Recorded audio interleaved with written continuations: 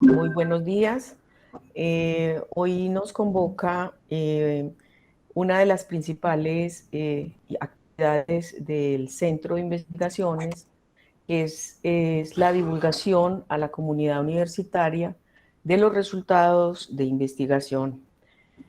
Hoy tenemos un 2 por 1, en el sentido de que tenemos al profesor y estudiante de doctorado Óscar Castaño Barrera, que nos va a presentar los resultados de la investigación que él tuvo a su cargo, y el estudiante de ciencia política, Daniel Restrepo Cano.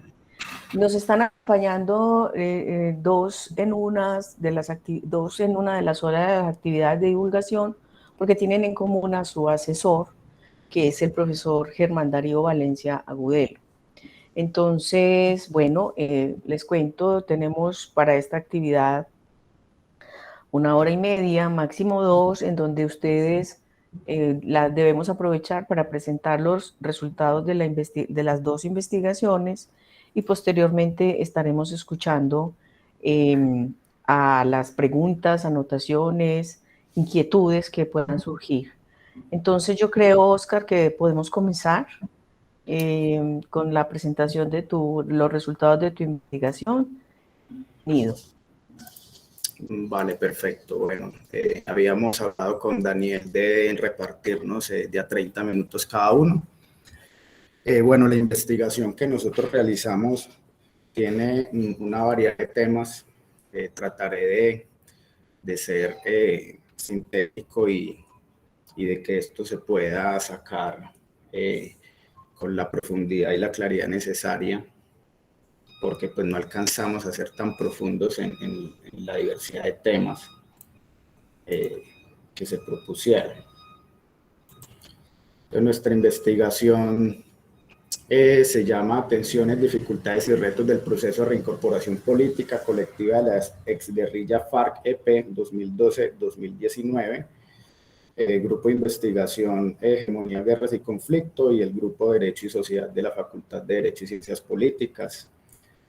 Saludo y agradezco pues a los pasantes Adriana Camargo, Geraldine Ramírez, Peterson Giraldo, y saludo especialmente al profesor Germán Valencia por todo el apoyo y el respaldo durante todo este tiempo de la investigación.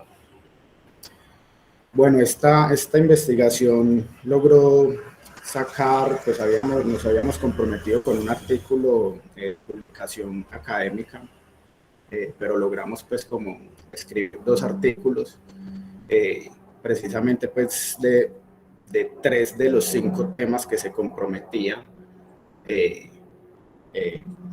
Se acotó en todos los temas, pero las publicaciones pues se tuvieron que enfocar en temas concretos. Estos artículos se titulan Posacuerdo y balance estratégico, discusiones en torno a la elaboración de un índice de victoria, y el segundo artículo se denomina autoridad de mando, máximos responsables y sanciones propias en la Jurisdicción Especial para la Paz. Ambos textos están en procesos de publicación. Bueno, el objetivo de la investigación central es realizar un análisis de contexto de reintegración política del actual partido FARC, teniendo en cuenta los estándares internacionales de DDR de la ONU del año 2014. Estos estándares internacionales son muy recientes. Esta es posiblemente una de las primeras investigaciones que toma como base conceptual y teórica estos estándares, además porque hasta donde nosotros logramos basarnos en ellos aún no estaba traducido en varios idiomas, sino que solo se encontraba en inglés. Entonces también fue un reto poder abordar esta bibliografía reciente. La investigación como tal se centra en el análisis del contexto que se proponen en esos estándares internacionales de DDR de la ONU, para poder tener una perspectiva sobre qué tan retador sería o va a ser una transición de un grupo insurgente a partido político en un contexto de institucionalidad democrática. Ese análisis de contexto, como les decía, tiene 5 temas que si uno los mira detenidamente tendría que plantear varias investigaciones y de hecho así se nos puso, o sea, esto resultó ser un trabajo que podemos decir que fue 4 veces más extenso de lo que pensábamos que iba a ser, precisamente por el grado de especialidad que implica el abordar cada uno de estos temas con la rigurosidad que se requiere. Los 2 primeros temas son los que voy a abordar como los resultados, que son balance de poder, percepción y realidad, tipo de acuerdo de paz, si son compresivo, minimalista, intermedio, maximalista. El tercer tema también lo vas a poner ya con otra diapositiva, que es el de justicia transicional. Y bueno, no alcanzamos ahorita como a ahondar mucho en el tema de organización del partido político y el contexto de seguridad, aunque pues de eso saldrán asuntos pues en esta presentación que vamos a hacer. Bueno, sobre el primer tema del balance de poder, percepción y realidad, en ese análisis de contexto en la bibliografía abordada de la ONU, en los estándares internacionales se presentan estas preguntas como guía para poder identificar retos para la reincorporación política. Esas preguntas son si hay una victoria militar o es un acuerdo de paz establecido mediante una negociación, si el acuerdo de paz es comprensivo, o sea, si el acuerdo de paz aborda más allá de la reintegración y la justicia transicional, que son 2 temas prácticamente obligatorios, si aborda asuntos estructurales que generaron el conflicto social y político, si existe una percepción de que hay ganadores y perdedores, si existen divisiones o si existe aún una vigencia de de esos elementos estructurales que generaron la conflictividad, y cómo se han abordado, cómo se han estado abordando esas fuentes de la conflictividad. Bueno, el contenido que estructuramos para la presentación rápida es el siguiente. Primero abordamos la cuestión de al final de la guerra entre el Estado colombiano y las FARC hubo un ganador. Luego abordamos las discusiones teóricas en el campo de los estudios estratégicos y de seguridad. Ahí presentamos qué es el balance estratégico y el índice de victoria, y un análisis del acuerdo de paz como balance estratégico, y finalmente pues se muestran las referencias utilizadas. Bueno, al final de la guerra entre el Estado colombiano y las FARC-EP hubo un ganador. Esta cuestión pues es importante porque la ONU considera que saber las tensiones y las pugnas que hay en los contextos de transición, esto tiene que ver con asuntos, por ejemplo, con el nivel de resistencia, oposición, sabotaje o no aceptación, o que no se materialice la reincorporación política o la aceptación de estos actores que están en la transición en la democracia. Entonces, para esto se abordó en la investigación 5 puntos de vista. Primero, los discursos oficiales del gobierno Santos, luego algunos discursos de los comandantes, del comandante de las fuerzas militares, que estaba justo en el proceso de paz en el 2016. Luego se abordan los discursos elaborados por el general Ospina, que fue quien estuvo a cargo de las fuerzas militares en los años de la seguridad democrática, en los años centrales. Luego se analizan algunos discursos centrales sobre el uribismo en torno al balance militar, y luego se hace una síntesis de las principales posturas sobre el balance militar que sacan los estudios pues, académicos. Entonces, el discurso del gobierno Santos, aquí nosotros hicimos un rastreo y encontramos pues prensa y miramos los discursos, pero también miramos estudios que ya se habían hecho y se hicieron muy recientemente. Lo bueno en esta investigación fue que pudimos abordar estudios muy recientes, estudios publicados del 2018 para acá, tesis doctorales y algunas publicaciones. Encontramos entonces lo que era el discurso de Santos y lo que se identificaba como el eje central, el tema de la paz como una obligación constitucional del presidente, y miramos en los análisis de discurso que se han elaborado algunos temas centrales que identificamos, y es la búsqueda o lo que el presidente Santos tuvo como principal reto a nivel discursivo, y era mostrar que la negociación de paz era una victoria política de la institucionalidad que se tenía que dar en este momento, porque era el momento en el que el Estado lograba una simetría militar a su favor, y por esa vía resultaba mucho menos costoso negociar en este momento que ir hasta el fondo, por lo que sería una victoria militar definitiva. Entonces, en eso encontramos varios estudios y encontramos el análisis del discurso de cómo se dio esto, cuáles fueron los retos principales. Y es que entonces se ve la negociación, se ve la paz como el fin de la política de seguridad y de la acción en la guerra como tal, que el medio para la meta puede ser, son dos básicamente, la negociación o la victoria, ¿cierto? Y que ese fue el giro, y era tratar de posicionar el asunto de que era el momento de ir por el medio de la negociación, y se presentaba un discurso de identificación de la trampa, que es un concepto que se utiliza en las teorías de terminación de conflictos, y es que cuando no se puede lograr la victoria militar definitiva, quizá intentar lograrla termina llevando a que el bando opuesto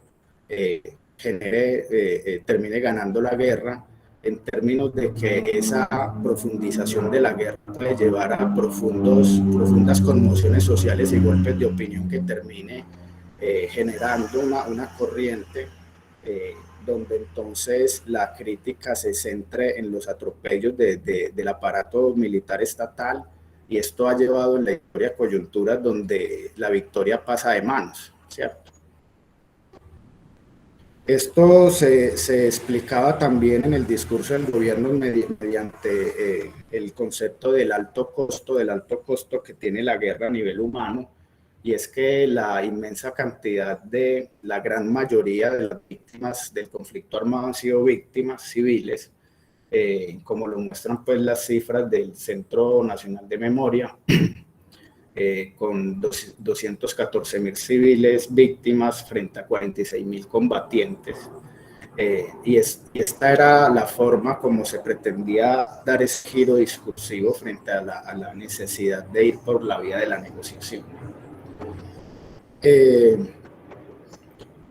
También encontramos que el presidente genera una condecoración que llama Citación Presidencial de la Victoria Militar y Policial en el año 2016, que se la entrega a todos los integrantes de la fuerza pública. Señala que durante casi 6 décadas de conflicto armado, las Fuerzas Armadas de Colombia, sostenidas siempre por el honor, la vocación de servicio, un más alto sentir patriótico y abrigadas por la pasión de la libertad, en una empresa común, fueron capaces de orientar el destino de la nación colombiana y convertir en realidad tangible la paz, el mayor anhelo de los colombianos.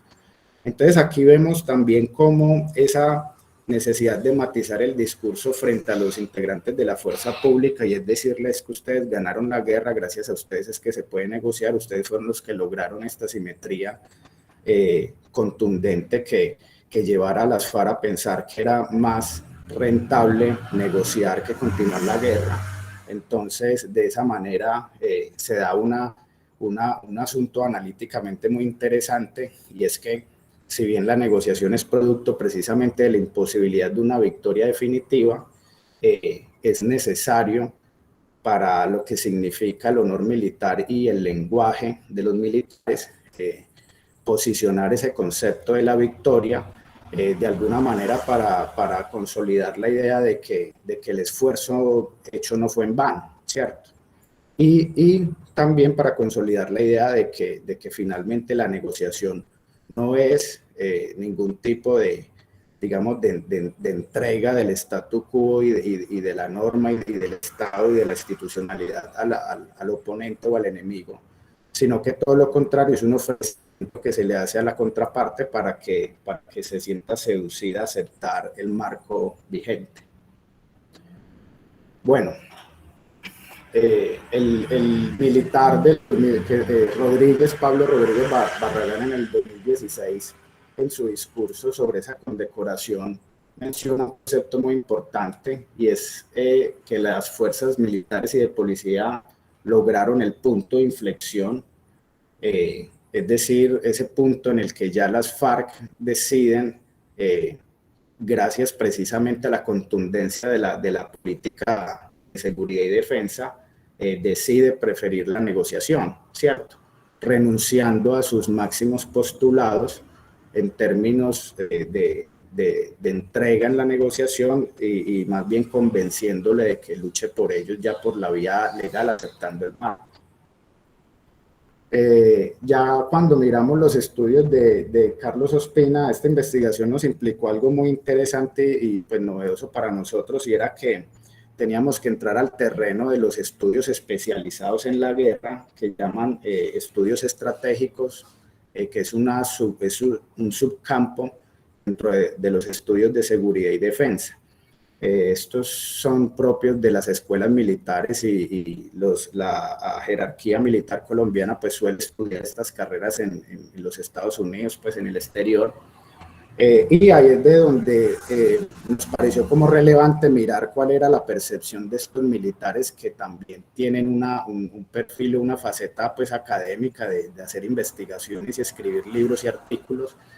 Y nos encontramos en Carlos Ospina, que fue general de las fuerzas militares entre el 2004 y el 2007, una serie de apreciaciones muy interesantes, y es siempre tratar, donde vemos también un cierto vacío en su conceptualización, y es que si bien, pues para no repetir lo que ya dije, se percibe desde las fuerzas militares que ellos lograron ese punto de inflexión de hacer pensar a las FARC de que era más rentable negociar bajo el estándar de la ley. En estos escritos, el general Ospina también muestra que tiene muy poca lectura o no sé, muy poco análisis sobre el tamaño y el impacto del acuerdo que se firmó con las FARC, porque tiene varias apreciaciones en su bibliografía, en su producción académica, donde respalda la idea de que los acuerdos fueron totalmente favorables a las FARC, o sea, y lo dice en esos términos, totalmente favorables a las FARC. Y que en esa medida se genera como una ruptura y una dificultad también cognitiva frente a cómo se relacionan hoy en día los resultados de la guerra desde la concepción estratégica con los logros políticos y con los resultados que se dan en las mesas de negociación.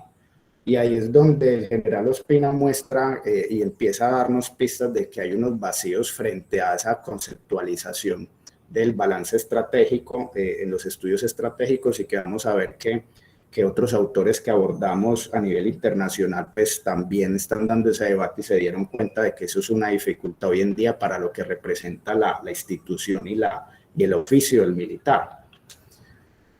Entonces, en términos generales, esa fue la cuestión.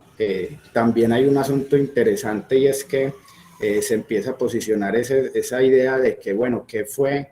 A ver, además de que hubo una victoria en términos de que se negocia con asimetría a favor del Estado, ¿qué fue lo que se derrotó? O sea, la victoria, hubo alguien sobre quien se obtuvo la victoria, y concretamente, ¿qué fue eso?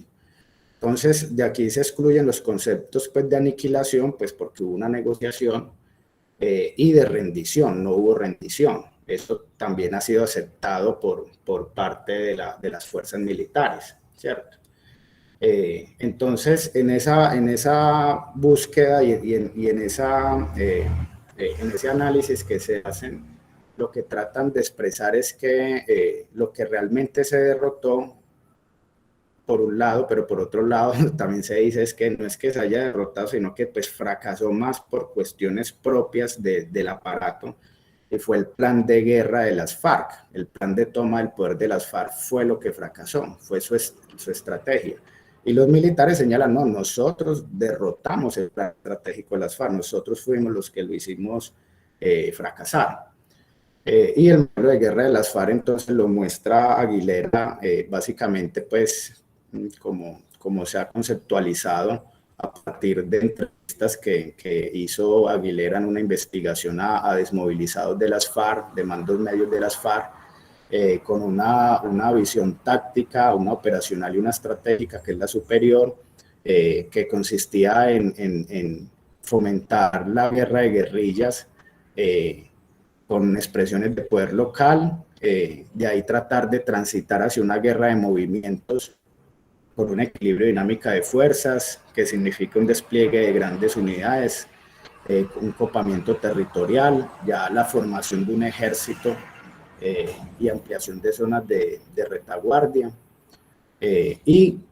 Una vez consolidada la guerra de movimientos, pasar a un despliegue de la fuerza estratégica en dirección al centro de gravedad, que es la combinación de los anteriores modelos de guerra dirigido hacia los centros de poder, como serían los grandes centros urbanos y en particular la capital del país, y para posteriormente, en medio de lo que podría ser una convergencia con el accionar y con el descontento social que en Colombia pues permanentemente mantiene lograr una fase de insurrección en la que se posibilite la toma del poder, ¿cierto? Ese modelo de guerra se creó en el año 82, se reeditó en el año 91, y las FARC, cuando tuvo más progreso, sabemos que fue en la década de los 90, donde lograron llegar a una guerra de movimientos, como lo muestra acá lo que llama pues el general Ospina, le llaman la curva de Ospina, y es donde él muestra cómo el crecimiento y el progreso militar de las FARC lo llevó entre los años, desde el año 95, más o menos hasta el año 2003, 2004, la guerrilla logró establecerse en ese nivel máximo que pudieron alcanzar, que fue la guerra de movimientos, cuando entonces vino el declive militar de las FARC y la iniciativa de las fuerzas militares, que sabemos pues que esto viene desde la reingeniería que se hizo durante el gobierno Pastrana con Colombia, y posteriormente la política de seguridad democrática, que lo que hizo fue desdoblar esta reingeniería y ampliar el pie de fuerza, más otra serie de acciones de persecución que generaron también muchos problemas en términos de derecho internacional humanitario.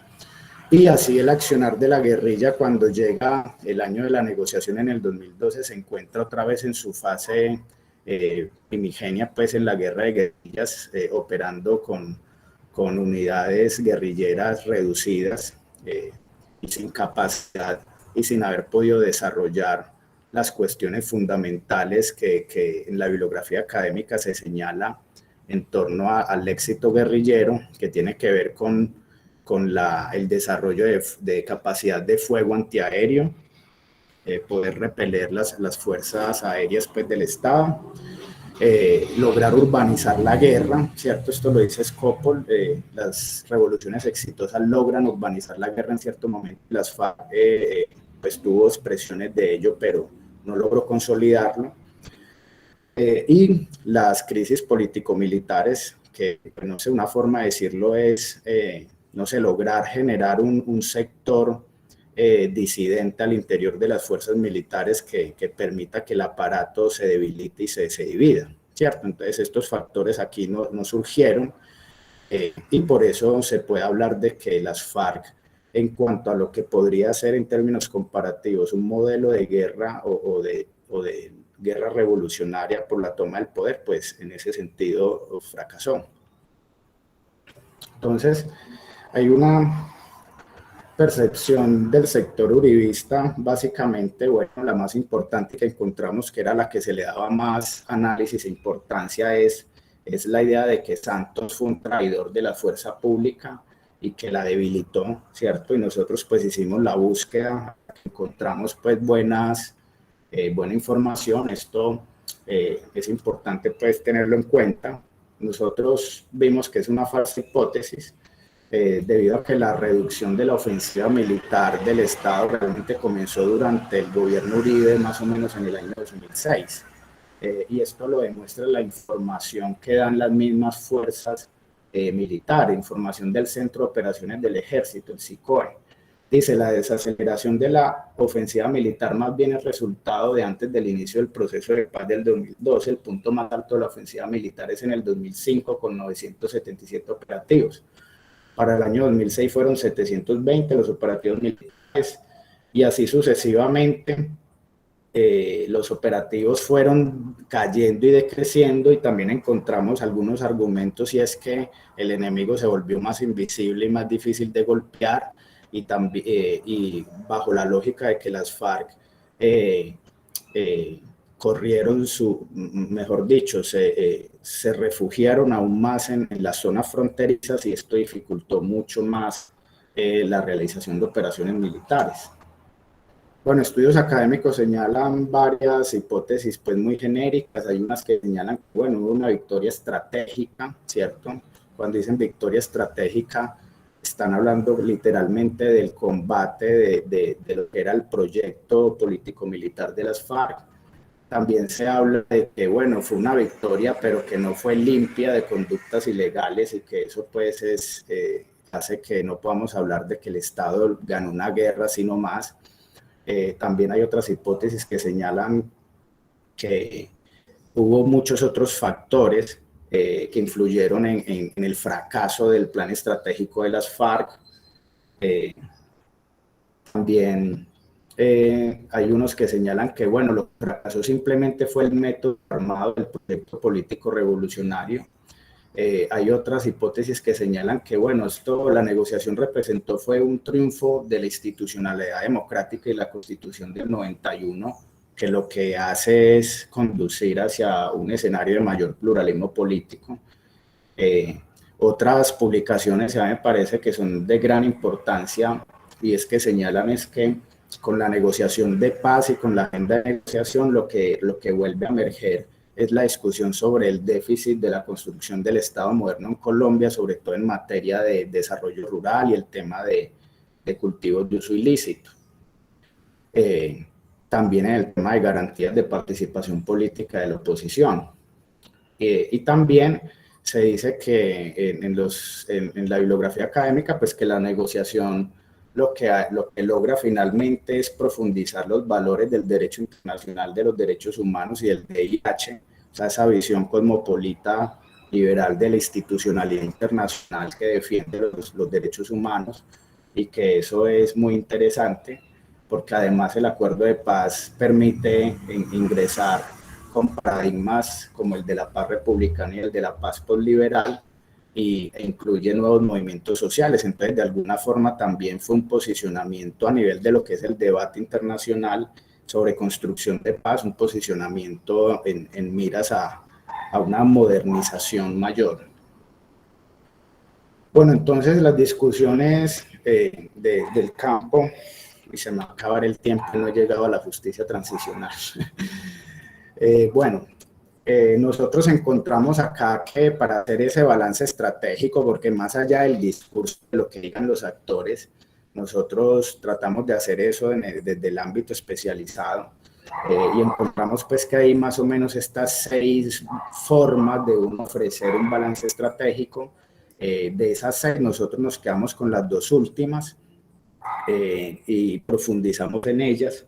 El primero es el balance estratégico, índice de victoria, que tiene los siguientes conceptos: el nivel estratégico, operacional, táctico, escala de logro, escala de contundencia e índice de victoria. Y bueno, nosotros nos atrevimos, muy atrevidos, pues considero, porque propusimos un modelo de índice de victoria militar.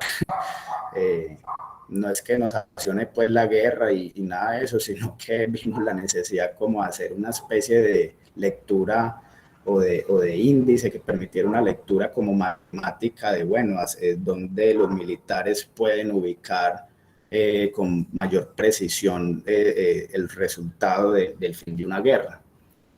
Entonces, buscamos en bibliografía pues especializada de la polemología, pero también los conceptos de la doctrina conjunta de las fuerzas militares de Colombia.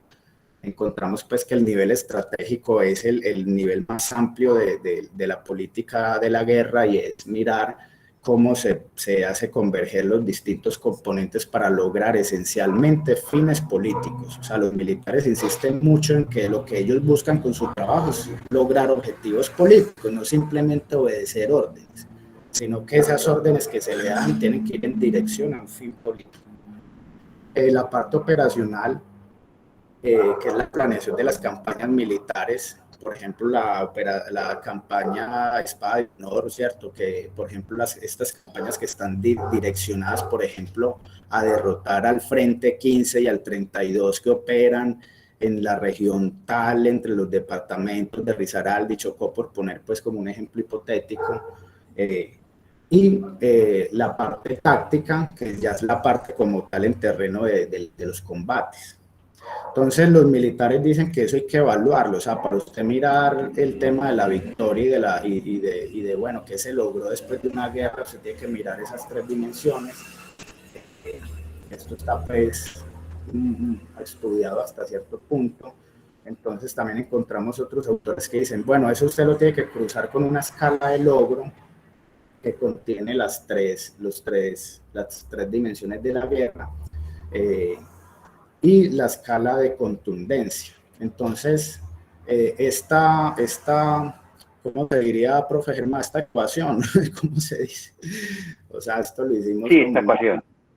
una expresión matemática del índice de victoria. El puntaje global de la escala de logro, así como el de la escala de contundencia, se deben sumar entre sí y luego se promedia el puntaje al dividirse entre 4, que es la cantidad total de variables, que son logro estratégico, logro operacional, logro táctico y contundencia. Y bueno, estas serían como las escalas que proponen estos autores de Gray, Martel y Bartolomé. La escala de logro, que va de ninguno, insignificante, leve, limitado, medible, significativo y total, que es como la convergencia del estratégico, operacional y táctico. Y la contundencia, que es meramente lo político, son los logros políticos, y exponen una escala que va desde agravar, deteriorar significativamente, deterioro potencial, status quo, solución potencial, solución parcial y resolución, ¿cierto? Y eso nos permitía arrojar un índice, un número que puede caber pues, en la final, que es el índice de victoria, que estaría de derrota, perder, no ganar, empatar, no perder, vencer, victoria. Pues obviamente esto requeriría llenar de los contenidos pertinentes estas escalas, sobre todo en relación a los objetivos que se plantea tanto el gobierno como el Ministerio de Defensa, objetivos concretos, metas a nivel político y a nivel militar. Esto pues desde la perspectiva de los ejércitos estatales, ¿cierto? Que son los que están defendiendo un establecimiento, una institucionalidad establecida. Entonces no es algo diseñado para al mismo tiempo aplicar a un grupo guerrillero, porque habría que pensarse mucho mejor el asunto.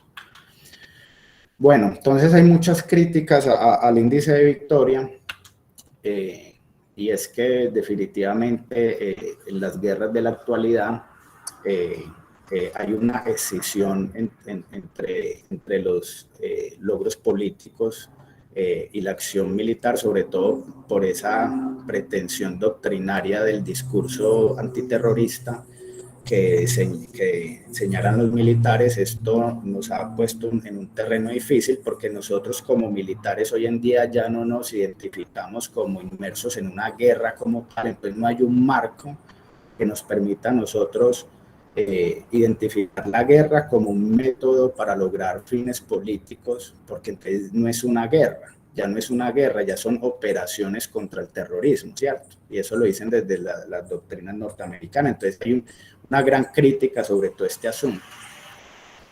Bueno, entonces nosotros decimos, ¿no? Entonces, pues propongamos un índice sobre esto que tenga que ver es más con el resultado de la negociación, y es observando y haciendo una interpretación, una hermenéutica del acuerdo de paz, como tal, y propusimos pues este esquema que a partir de ahí fue donde nosotros ya cumplimos el segundo aspecto de la investigación, que era mirar, bueno, el tipo de acuerdo de paz, si fue comprensivo o no, si abordó temas estructurales o no, y esto cómo se corresponde con el balance estratégico, ¿cierto?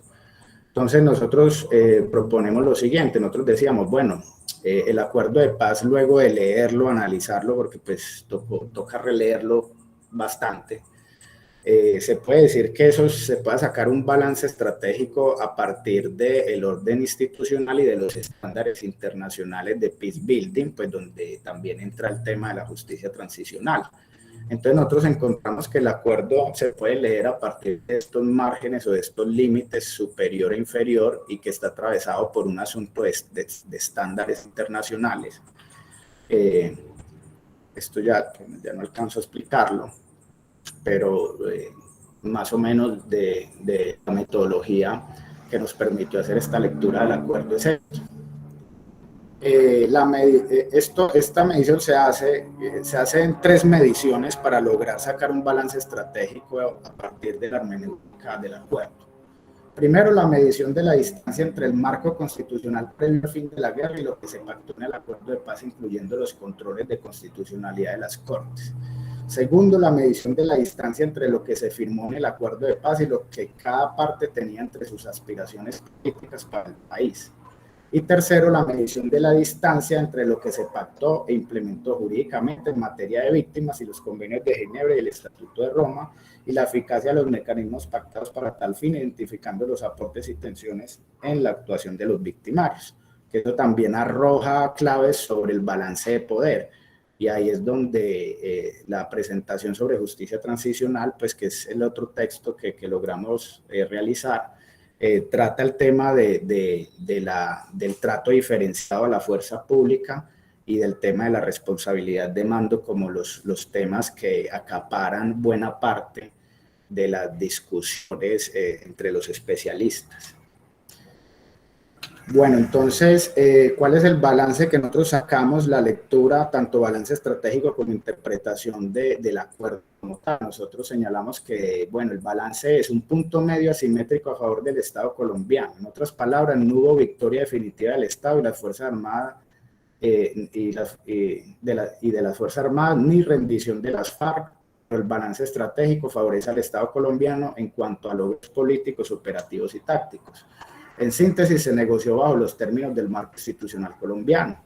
2, garantizando estándares internacionales mínimos de DDR. Tercero, garantizando los derechos de las víctimas bajo estándares del DIH, que eso ya es lo que también abordamos, y es que la fuerza pública, bajo ese criterio de trato diferenciado y el concepto de máximo responsable, se fue por la línea de los convenios de Ginebra y excluyó el derecho penal internacional, digamos que tiene como fundamento el Estatuto de Roma.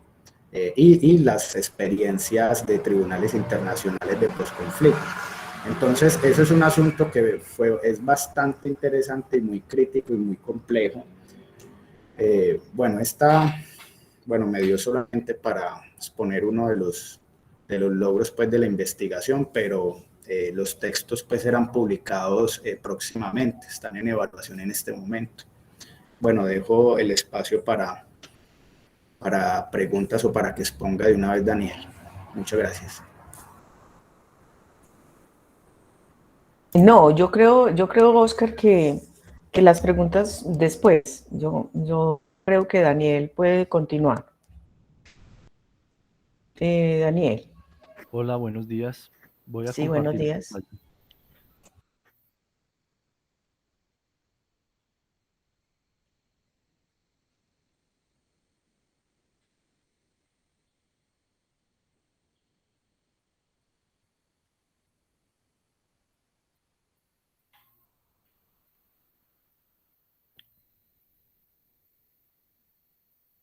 Bien, me comentan cuando vean la presentación. Eso ya se ve. Listo, buenos días. Mi nombre es Daniel Restrepo. Yo soy estudiante del pregrado en Ciencia Política de la Universidad de Antioquia.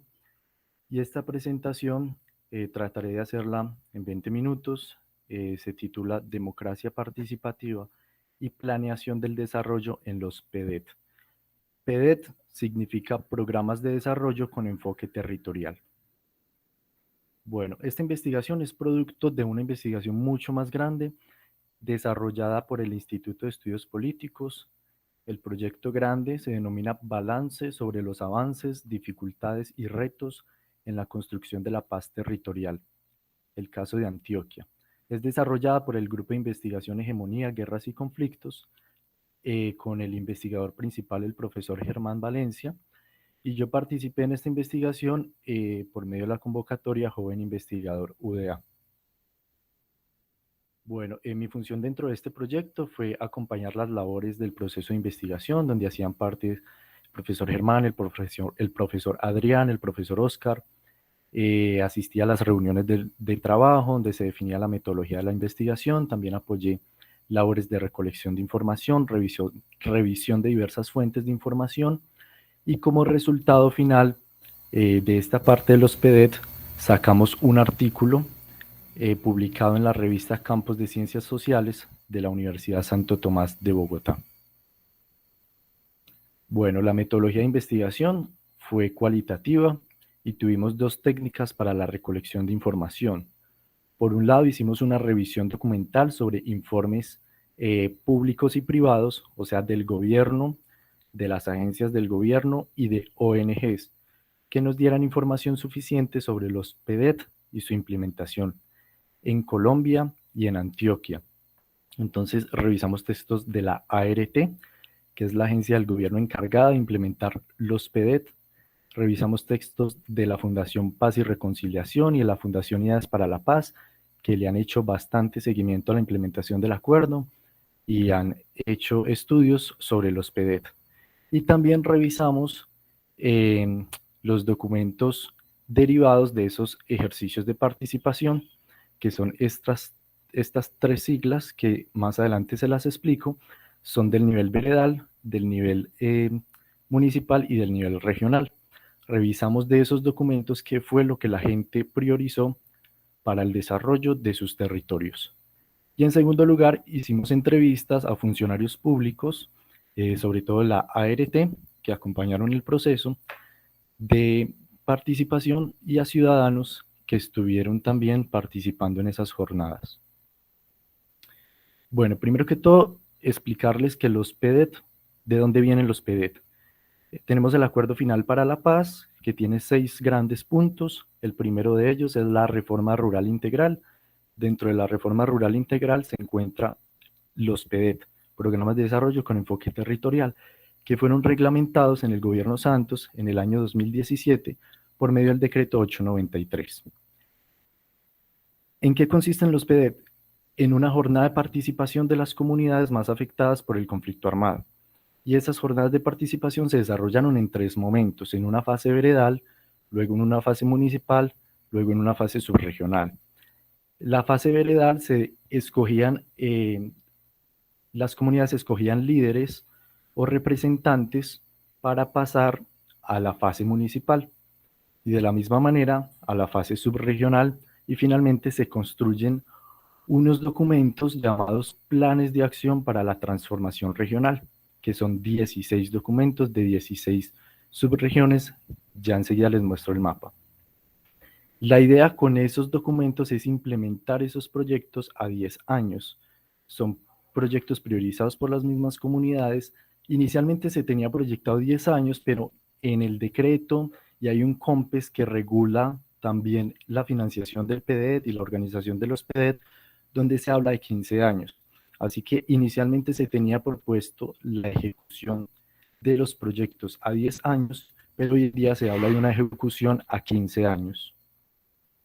Bueno, los PDET, el objetivo principal de los PDET es transformar el campo, implementar la reforma rural integral y tratar de cerrar esa enorme desigualdad que hay entre el campo y la ciudad. Entonces, con los PDET, lo primero que se pretende es desarrollar las zonas más afectadas por el conflicto. Los PDET no aplican para todos los municipios de Colombia, solamente para algunos, para los más afectados por el conflicto armado. se pretende revertir las causas estructurales del conflicto con inversión social, con proyectos de desarrollo social, económico, productivo. Se pretende em, lo, lo principal que se destaca a los PDEP es la promoción de la participación ciudadana, porque son las mismas personas de los territorios los que participan para decidir qué proyectos realizar en sus territorios. Con este programa también se pretende darle legitimidad al acuerdo de paz, porque así se incluye las comunidades en lo que tiene que ver con la planeación de su territorio y con la construcción de paz. Este es el mapa de las zonas o municipios PEDET, son 16 subregiones en total. ¿Cuáles fueron los criterios para escoger estos municipios? Que tuvieran altos índices de violencia, eh, altos niveles de pobreza, necesidades básicas insatisfechas, pobreza multidimensional, que fueran municipios con ausencia del Estado o debilidad de las instituciones del Estado, y que fueran municipios que tuvieran economías ilegales como cultivos de uso ilícito. En total fueron 16, fueron escogidos por el DNP, aunque este programa viene del Acuerdo de Paz, no fue escogido por las FARC y el gobierno de los municipios. Los municipios fueron escogidos por el Departamento Nacional de Planeación. En total son 170 municipios, 11.000 veredas en 19 departamentos. Bueno, en Antioquia hay 4 zonas de... Tenemos el Bajo Cauca y Nordeste antioqueño, donde hay 13 municipios, el Urabá antioqueño, donde hay 8 municipios, de la subregión Chocó, hace parte de municipios de Antioquia, que son Murindo y Vigía del Fuerte, y de la subregión denominada Sur de Bolívar, se parte Yondó, que es un municipio de Antioquia. ¿Por qué estos últimos municipios hacen parte de otras subregiones distintas de Antioquia? Porque son municipios que tienen más cercanía con el Chocó y con Sur de Bolívar, comparten características territoriales muy similares. Entonces, por eso los juntan. En la organización de las subregiones, por eso juntan los municipios que más se parecen, que más relaciones tienen. Bueno, hablando del marco teórico, en esta investigación destacamos que se relacionan con 3 conceptos: el enfoque territorial, la democracia participativa y la planeación del desarrollo. En cuanto al enfoque territorial, los PEDET resaltan que cada territorio colombiano tiene un contexto distinto, es diferente, tiene necesidades diferentes, entonces por lo tanto hay que tratarlos de manera diferenciada. Entonces cada territorio tiene un contexto único, tienen unas necesidades específicas. La idea es descentralizar el Estado para que los proyectos no sean iguales para todos, sino que sean bajados a las necesidades y a las complejidades particulares de cada municipio. Entonces se tiene en cuenta cuál es, por ejemplo, la línea productiva de cada municipio, cuál es su condición social, cultural, si hay etnias, si hay afros, si hay indígenas, si hay excombatientes, si hay problemas de orden público, persistencia del conflicto armado, si hay grupos vulnerables como víctimas. Entonces el enfoque territorial se baja a los PEDET teniendo en cuenta las particularidades específicas de cada territorio. O sea, no es un mismo programa, no son los mismos proyectos para todos estos 170 municipios, sino que el enfoque territorial tiene en cuenta las particularidades y necesidades de cada uno. En cuanto a la democracia participativa, destacamos que los PEDET incentivan la participación ciudadana, que la democracia no se limite al momento electoral, sino que la gente también participe en la construcción del acuerdo de paz, en la construcción de sus comunidades y en el desarrollo local. Entonces, cuando hablamos de democracia participativa, estamos hablando de participación ciudadana, comunitaria y popular. Es una forma de democracia local y directa, donde una gente sin mediación, sin representantes, las que participan para tomar decisiones sobre sus asuntos de vida comunitaria. En los ejercicios de PEDET participaron muchos actores. En cada municipio hacían presencia, por ejemplo, empresarios, víctimas del conflicto armado, mujeres de acción comunal, exmiembros de la guerrilla FARC, empresarios también hacían parte de eso, las autoridades locales, o sea, las alcaldías también hacían parte, las gobernaciones. En algunos ejercicios de participación, en algunos municipios participó la ONU, USAID, el PNUD, la Universidad de Antioquia, el SENA, EPM, en fin. Con esto destacamos la pluralidad de actores que ayudaron a construir los documentos finales. Entre todos, concertaban cuáles eran las propuestas, cuáles eran las iniciativas de gestión o de proyectos que iban a quedar consignadas en el documento final. Con esto, lo que queremos destacar es que no son proyectos impuestos desde Bogotá, ni desde el gobierno departamental, ni desde las alcaldías. Son proyectos o ideas construidas colectivamente. No son impuestas, es una forma de participación de abajo hacia arriba. Bueno, esto ya se los había explicado, son las fases de la participación en los PD3. Empieza en el nivel veredal. En el nivel veredal finalmente se concluye con un documento llamado Pacto Comunitario. En el nivel municipal, el documento es denominado Pacto Municipal para la Transformación Regional.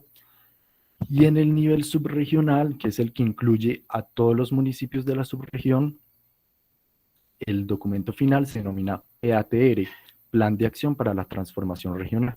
Ese PATR es el documento final, que es donde están consignados ya los proyectos definitivos que se deben implementar en un plazo de 15 años. Bueno, y en cuanto al último concepto de nuestro marco teórico, tenemos la planeación del desarrollo. Entendemos pues que la paz va más allá del silenciamiento de los fusiles de las guerrillas y más allá del cese de enfrentamientos entre los grupos armados, sino que la paz también se desarrolla, valga la redundancia, de desarrollo económico, social y productivo.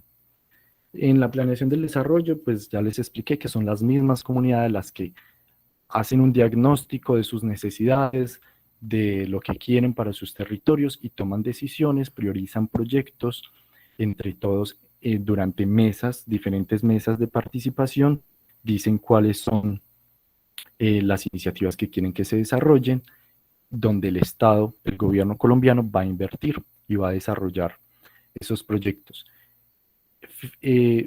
Realmente la idea de esta planeación del desarrollo por medio de los PDET es movilizar a la población alrededor de la construcción de paz, alrededor de la reforma rural integral y alrededor del acuerdo de paz. Por eso es que decimos que se le da legitimidad al acuerdo de paz con esta ciudadanía de los 170 municipios priorizando los proyectos. Bueno, cuando hablaba de las mesas de participación, esto tiene que ver con que los PDET están diseñados bajo 8 pilares,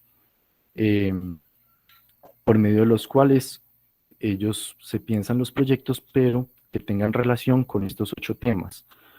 Tiene que ver con el tema de la tierra, de la propiedad del suelo, tiene que ver con la infraestructura, la salud rural, la educación rural, la vivienda y los servicios básicos como agua y saneamiento. Tiene que ver con la producción agropecuaria, con el derecho a la alimentación y el pilar 8 con temas de reconciliación y convivencia. Por ejemplo, en el pilar 8, en algunos proyectos que revisamos, que priorizaron las comunidades, encontramos que para ese último pilar, muchas comunidades decían que querían un museo de memoria en esos municipios. Como que la manera de ellos ver la reconciliación, la convivencia y la paz era por medio de ejercicios de memoria histórica. En cuanto a tema rural, priorizan hospitales, jornadas de vacunación. En cuanto a temas de propiedad del suelo, la titulación o legalización de sus predios. En cuanto a la actividad económica, el desarrollo de proyectos productivos. Estos son algunos ejemplos de proyectos que tienen que ver, que todos tenían que alinearse con alguno de estos 8 pilares. Bueno, les cuento que la financiación de los PDET, aunque no está, esta es una de las conclusiones de de esta investigación es que no está bien asegurada la financiación de todos estos proyectos. El COMPES 3932 y el decreto 893 de 2017 nos hablan de una ejecución por 15 años, pero no aseguran los recursos para la cantidad de proyectos que hubo. Entonces, por eso son tantas las fuentes de financiación. Principalmente el gobierno nacional, pero también se le descargan esos proyectos a los entes territoriales, a recursos del Sistema General de Participaciones, del Sistema General de Regalías, a recursos de cooperación internacional y una que se me olvidó poner acá y es a recursos de la empresa privada, que también están aportando para la construcción, para el desarrollo de estos proyectos de los PEDET. O sea, hay una multiplicidad de fuentes de financiación, pero en los documentos oficiales no están bien indicadas cuánta cantidad para cada proyecto, para cada municipio. Bueno, para terminar, lo que destacamos de los PEDET es la democracia participativa que se da alrededor de este programa. Se habla de más de 220.000 personas que participaron. La participación de los ciudadanos en la definición de los proyectos que quieren para sus comunidades le da legitimidad a esos proyectos, porque son las mismas comunidades las que se los piensan, las que probablemente los van a desarrollar y las que los van a cuidar. Por eso decimos que la participación de la gente en los PEDES le da legitimidad a los proyectos y legitimidad a la reforma rural integral. Según la Fundación Ideas para la Paz, que evaluó varios casos de participación en el país, ellos hablan de que hubo una participación efectiva de la ciudadanía en cantidad y calidad. No solamente la cantidad de personas que vayan, sino la calidad de la discusión, o sea, cuánto tiempo podían hablar las comunidades, si lo que ellos decían sí se cumplía, si quedaba en el documento final, si había imposiciones de la ART, por ejemplo. Pero en general, la Fundación Ideas para la Paz dijo que fue un buen programa. Sin embargo, para la época de estos ejercicios de participación también había otros relacionados con el PENIS. Entonces la Fundación Paz y Reconciliación dice que puede que la metodología de participación en esas épocas fueran repetitivas y desgastaran a la gente, que por lo general las personas que participan en estos procesos son las mismas de las juntas de acción comunal, las mismas que participan en otros escenarios y dándose también unos ejercicios de participación con el programa PENIS, podría ser desgastante para estas personas participar en tantos escenarios a la misma vez. Destacamos los PEDET, la participación de tantos actores, fue una construcción colectiva, hubo variedad de actores. Lo bueno es la participación de las víctimas del conflicto. Y bueno, revisando los documentos finales de los PEDET, encontramos que los proyectos más priorizados a nivel nacional fueron temas de infraestructura, como pavimentación de vías, construcción de puentes, de acueducto, mejoramiento de colegios, de sedes comunitarias, construcción de escuelas nuevas y de hospitales, mejorar la infraestructura de los hospitales. Y en segundo lugar, la creación de proyectos productivos. Estos fueron como los temas o pilares que más votaron o pidieron las personas de los 170 municipios más afectados por el conflicto armado. Ya les había contado que no existe plena seguridad sobre la financiación de estos proyectos. O sea, el PEDET se desarrolló entre el 2018 más o menos y el 2020 se terminaron los 16 PEDET en el país, o sea, la fase de participación. ¿Qué falta? Que es a 15 años la fase de ejecución y de implementación de todas esas propuestas de los ciudadanos. Por eso, unas de nuestras conclusiones es que esas propuestas que están en el PATR, que es el documento final, deberían articularse con el Plan Nacional de Desarrollo, con los planes de ordenamiento territorial o los esquemas de ordenamiento territorial, con las propuestas que hacen los candidatos a las alcaldías y gobernaciones, que queden esas propuestas en sus programas de gobierno, en sus propuestas de campaña, y que finalmente cuando ganen esas propuestas de los ciudadanos queden en los planes de desarrollo. Listo, eso es todo. Bueno, muchas gracias, Daniel. Muchas gracias a los dos. La verdad, para mí es lo que escuché de las investigaciones, es una invitación realmente a leer, especialmente lo digo por la investigación de Oscar, a leer muchas cosas que para mí fueron, cuando Oscar me envió algunos soportes de la investigación, me llamó mucho la atención la unidad militar le hubiese publicado, le fuera a publicar un artículo, pero hoy encuentro completamente por qué se admite este tipo de artículos en una universidad de esas. Y es que el tema de trabajo por Oscar es un tema muy sugerente, muy diferente a los que estamos acostumbrados en la facultad y realmente creo que muy inexplorados. No sé si lo que habla sea mi ignorancia o realmente sí es muy inexplorado lo que Oscar hoy nos logró, que realmente sí se quedó corto, el tiempo debería ser más largo, pero no lo es. Pero yo te felicito, Oscar, me parece que es un trabajo muy valioso. Y lo de Daniel, pues ya para darle la palabra a los presentes, creo que queda el interrogante que todos tenemos y es que en los procesos, como Oscar lo resaltó, de paz, la verdad lo más difícil no es llegar al acuerdo, sino a la implementación. Y es que eso es lo que nos muestra el trabajo de Daniel. Realmente el gran reto es la implementación. Los felicito a los dos, como les digo a Oscar, me parece muy sugerente los temas que trabajó. Lo invito, pues él ya tiene aprobada otra investigación que va a seguir como en ese sentido y me gustaría más como hacer como una exposición más larga en la comunidad universitaria de estas investigaciones que las podemos programar después y yo. Entonces no sé si alguien presentes quiere hacer alguna anotación, pregunta, intervención. No sé, profesor Germán, si usted tiene algo para agregar, Oscar, Daniel.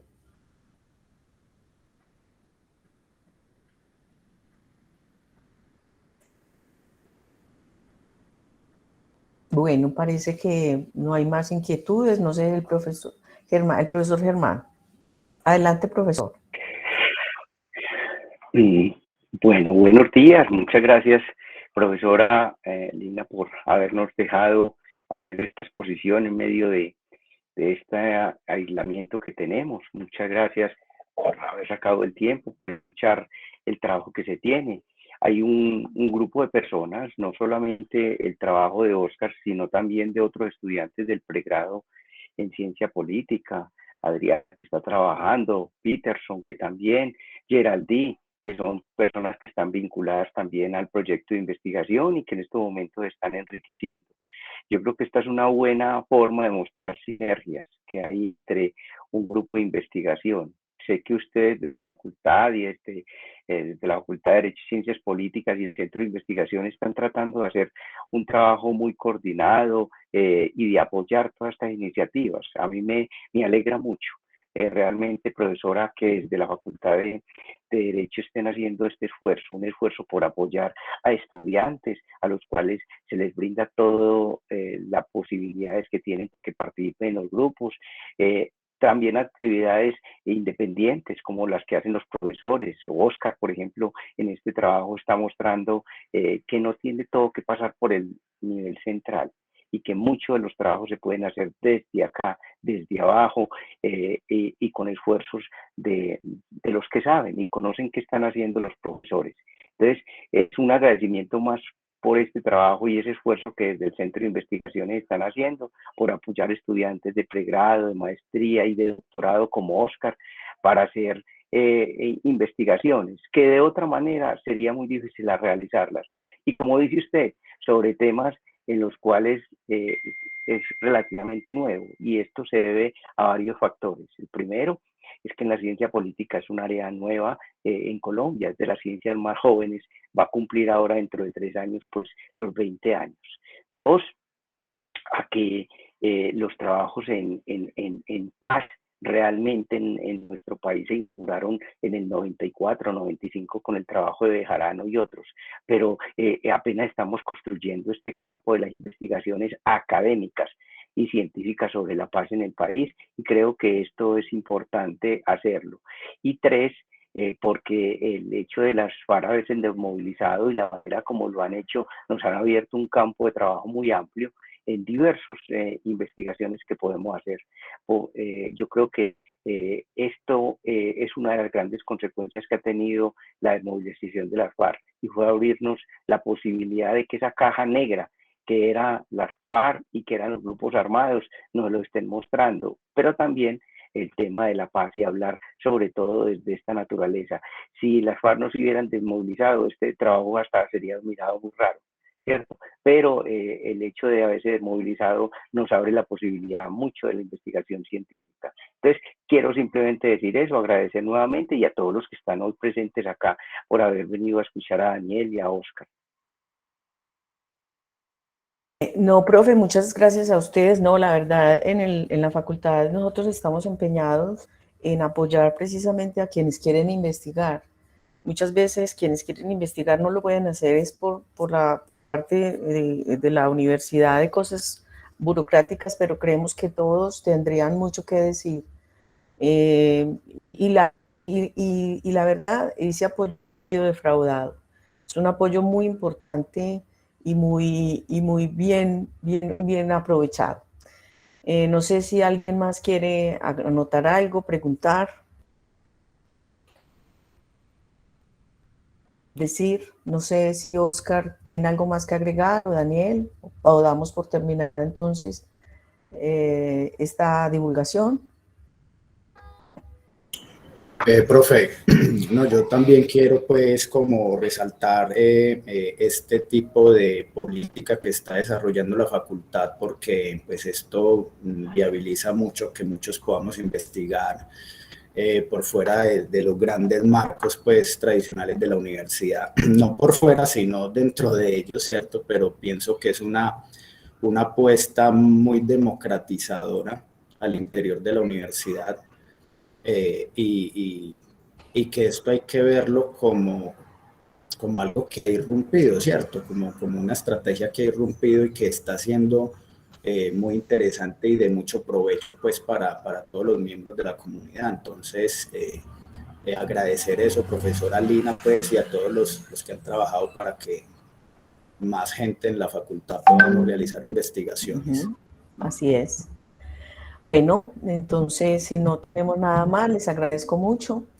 Y como les digo, Oscar, tenemos que hablar más despacio de cómo divulgamos más tiempo esta investigación, que a mi juicio es muy interesante y poco explorada, un tema poco explorado en la facultad. Bueno, muchas gracias, que estén muy bien, hasta luego.